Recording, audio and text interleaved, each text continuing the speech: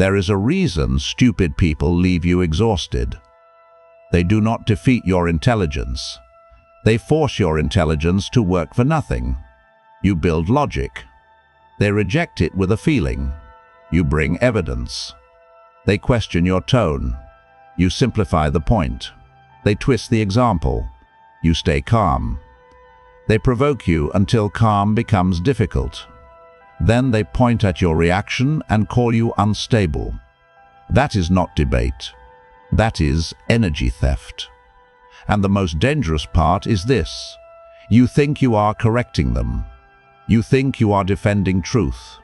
You think you are being patient, mature, reasonable, and fair. But in reality, they are training you to spend your attention on nothing.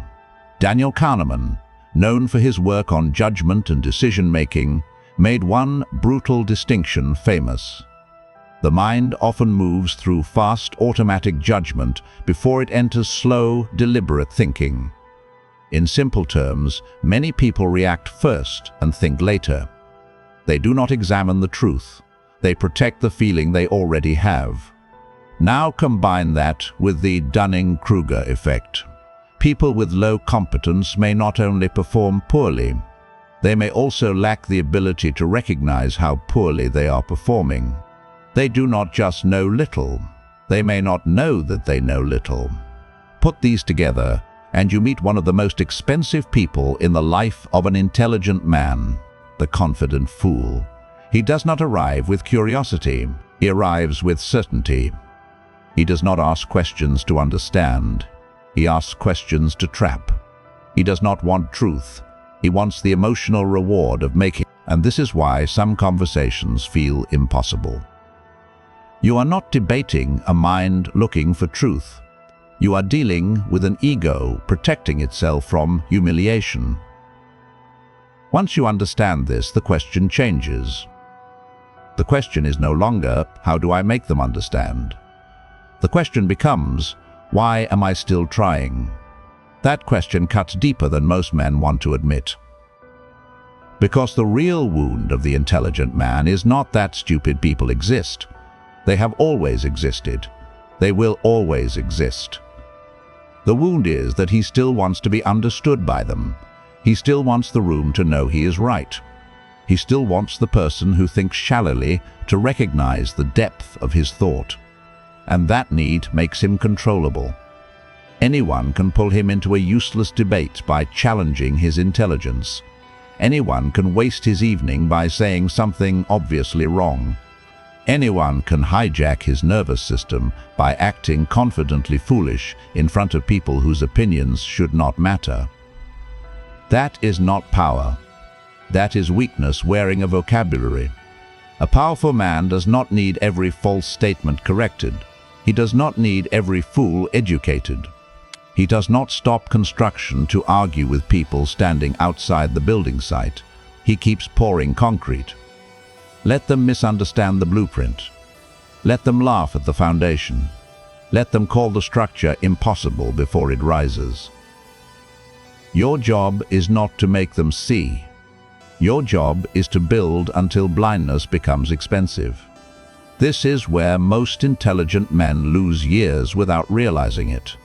They think the argument costs them a few minutes. It does not. It costs attention. It costs focus. It costs emotional sharpness. It costs the hour that could have gone into your body, your skill, your money, your discipline, your future proof. Your attention is not free. Your attention is capital. Every minute you spend arguing with someone committed to misunderstanding you is a minute stolen from the man you are trying to become. And the fool does not need to defeat you. He only needs to delay you. He only needs to make you leak enough energy, day after day, conversation after conversation, until your ambition becomes tired, until your plan becomes postponed, until your mind becomes fogged by people who were never qualified to judge your direction. This is the first mechanism. Asymmetrical effort. You spend energy building logic. They spend almost none rejecting it. You explain the context. They reduce it to one cheap sentence. You bring evidence. They question the source. You use an analogy. They attack the analogy. You clarify your intention. They accuse you of arrogance. You are working. They are resisting. You are thinking. They are reacting. You are trying to build a bridge. They are standing on the other side, throwing stones and calling it debate. And because you are intelligent, you make one fatal mistake. You assume that if you explain it better, they will finally see it. So you simplify. They miss the point. You slow down. They change the subject. You stay patient. They become louder. You become frustrated. Then they smile, because now they have what they wanted. Not truth, not clarity, not resolution. They wanted movement. They wanted proof that their nonsense had enough power to affect your state. This is the second mechanism. Emotional bait. A foolish person may not defeat your argument, but he can provoke your nervous system. And once he controls your nervous system, he controls the interaction. He makes you defend your tone. He makes you explain your intention. He makes you prove that you are not arrogant, not angry, not disrespectful, not difficult. Suddenly, the original truth disappears. The conversation is no longer about the point. It is about your reaction.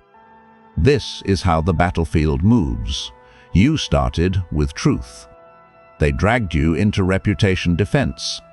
And now you are trapped. Because the more you explain, the more guilty you look. The more you defend yourself, the more power they gain. The more you try to appear reasonable, the more they force you to perform reasonableness for an audience that does not care. That is why the intelligent man must learn a colder law.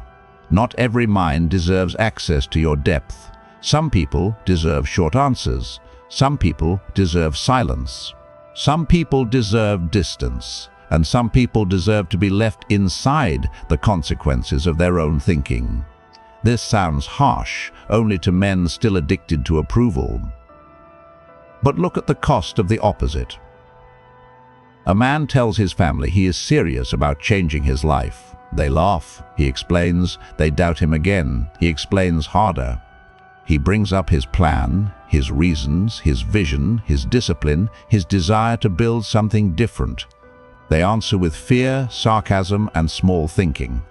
Months pass. The plan is still not executed, but the defense speech has become perfect. Another man explains his business idea to friends who have never built anything. They criticize every detail. He goes home irritated. He spends the night thinking about their opinions instead of improving the offer, studying money, or contacting the person who could actually help him move forward. Another man argues with a co-worker who mistakes loudness for intelligence. He wins the logic and loses the day. His body is tense. His mind is polluted. His focus is gone. The co-worker returns to normal. He carries the poison home. This is how the future gets stolen. Not dramatically, not all at once. Conversation by conversation, reaction by reaction, justification by justification. The fool does not need your life. He only needs repeated access to your attention. If you are serious about becoming a man who cannot be easily moved, then you need more than entertainment. You need a private environment where the ideas go deeper, where the lessons are not softened for casual viewers, and where discipline is treated like a weapon, not a mood. Inside Patreon, I share exclusive, unfiltered content for men who are tired of watching powerful ideas and doing nothing with them. If you keep consuming without changing, your life will remain a library of unused truths. The decision is yours. Now understand the third mechanism. Mission theft. The real loss is not the argument. The real loss is what you did not build while arguing. That hour could have gone into your body. That hour could have gone into a skill. That hour could have gone into a product. That hour could have gone into studying money. That hour could have gone into building public proof. Instead, you spent it trying to install logic into a closed system. And when the conversation ended, what changed? They stayed the same. You got weaker. This is why the unsupported man must become ruthless with attention. Not cruel, not loud, not dramatic, ruthless.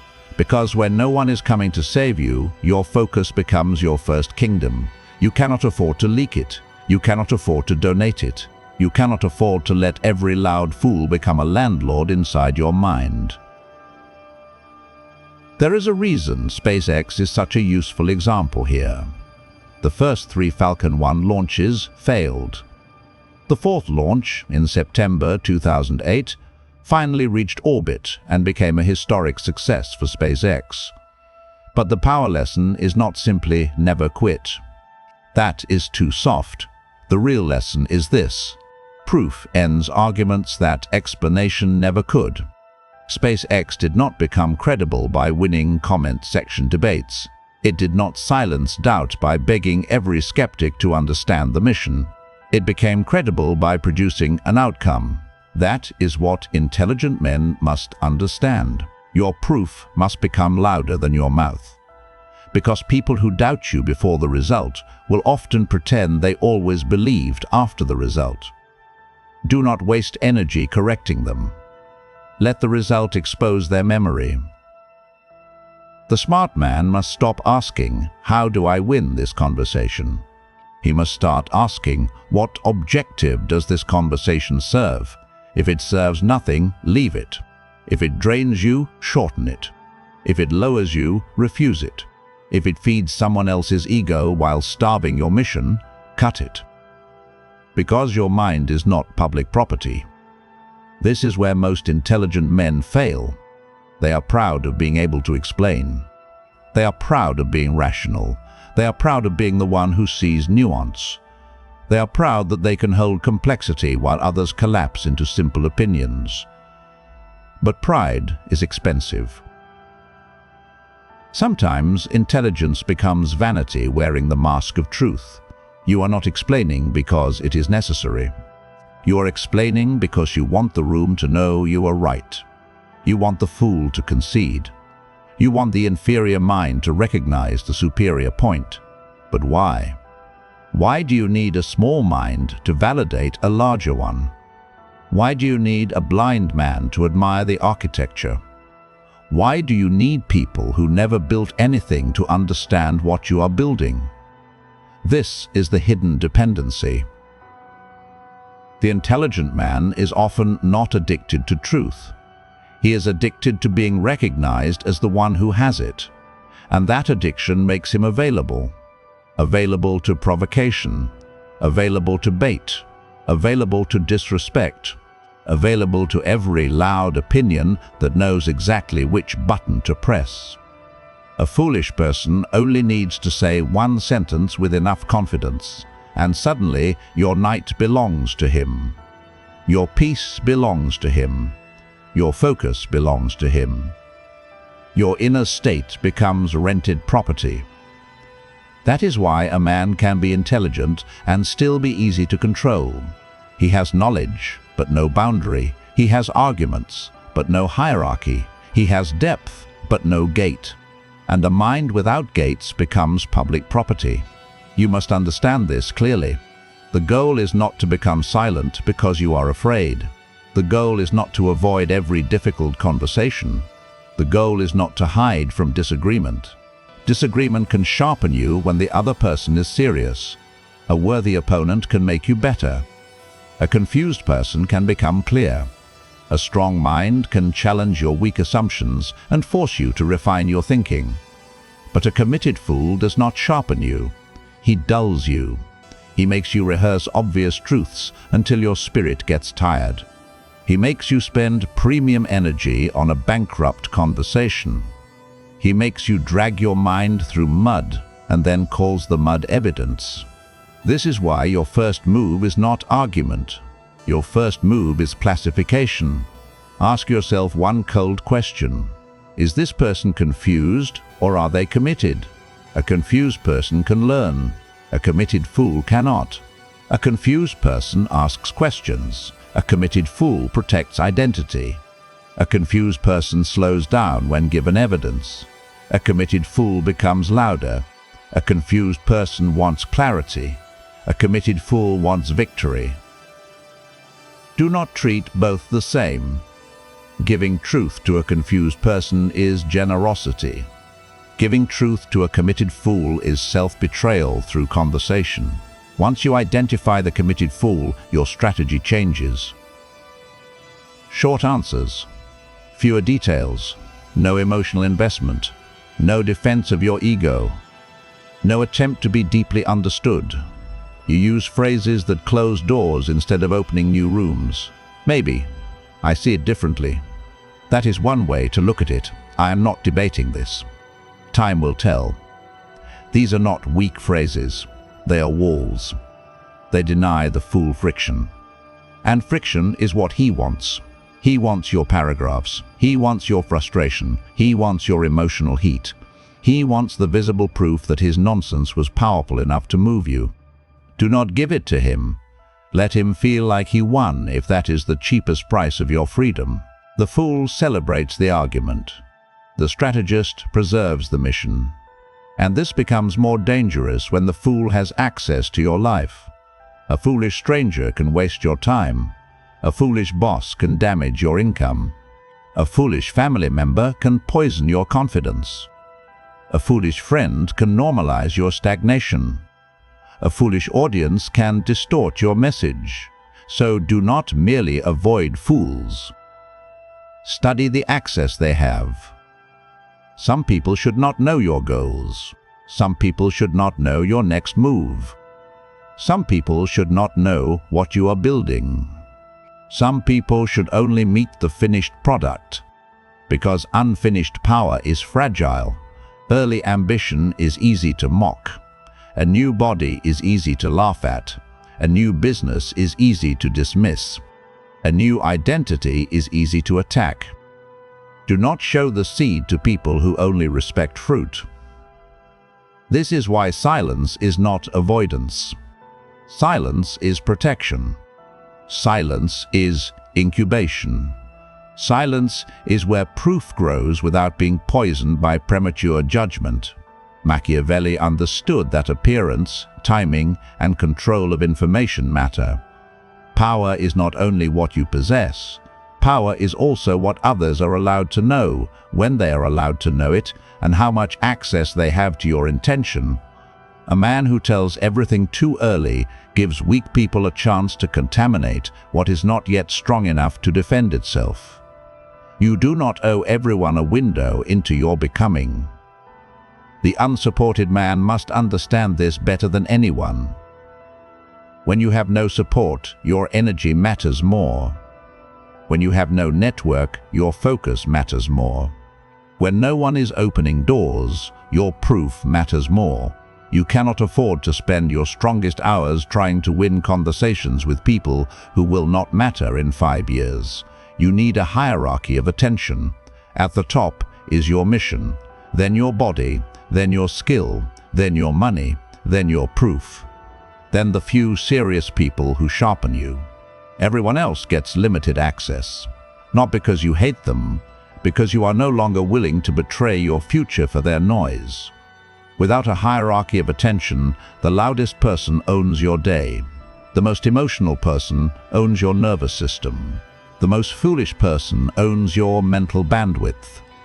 And slowly, your life stops being directed by your mission and starts being directed by interruptions. That is how men lose themselves. Not by one catastrophic decision, but by thousands of small permissions. They permit a useless debate. They permit a disrespectful comment to sit in their mind all day. They permit family doubt to become an internal voice. They permit friends with no discipline to vote on their ambition. They permit shallow people to decide whether their depth is valuable. And after enough permissions, the man no longer knows where his own will ends and other people's noise begins. This is why selectivity is power. The world is full of people who want access to your attention without paying the price of being worthy of it. They want your explanation. They want your reaction. They want your emotional labor. They want your mental bandwidth. They want the pleasure of pulling you down into their level and making you fight in mud. But you must remember this. The man who controls your attention controls your direction, and the man who controls your direction controls your life. So when a foolish person provokes you, do not ask, "How do I respond?" Ask, "What are they trying to pull me away from?" That one question will save years, because sometimes the bait looks like a debate. Sometimes it looks like disrespect. Sometimes it looks like family concern. Sometimes it looks like friendly advice. Sometimes it looks like a comment designed to make you defend yourself. But underneath it, the mechanism is the same. They want access. They want energy. They want proof that they can still move you. Deny them.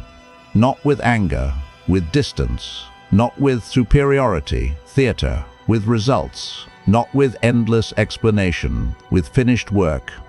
If you are serious about changing, understand this. Watching powerful ideas is not the same as becoming powerful.